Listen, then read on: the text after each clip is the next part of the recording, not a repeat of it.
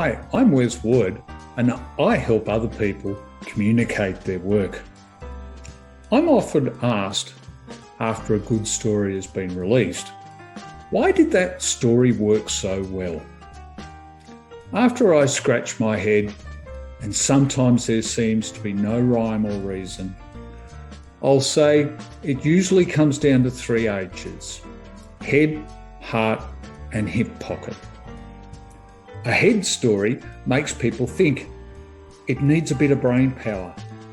It makes a reader, a viewer, or a listener say, wow, I didn't know that. That's really interesting. The trick is to present the story so that the same audience member can understand the research story the first time they hear it, without having to ask Dr. Google or to find a friend for a translation.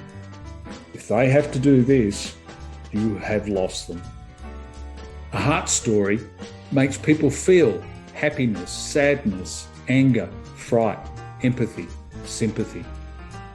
Conveying feelings in a story is very powerful, especially if you tell a story about people. Selecting the right medium is really important for these.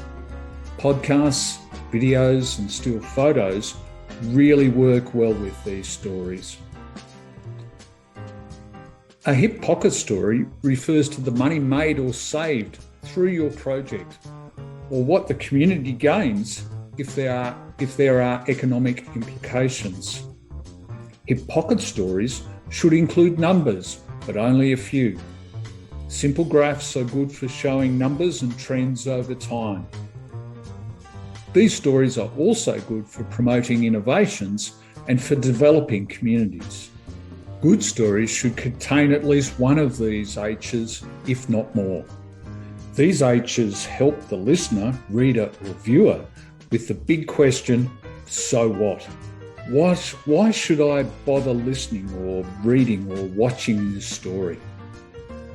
As a communicator, I can help you develop your story so that an audience who knows nothing about your work can understand your 3 H's, your so what, and they can say, that makes sense.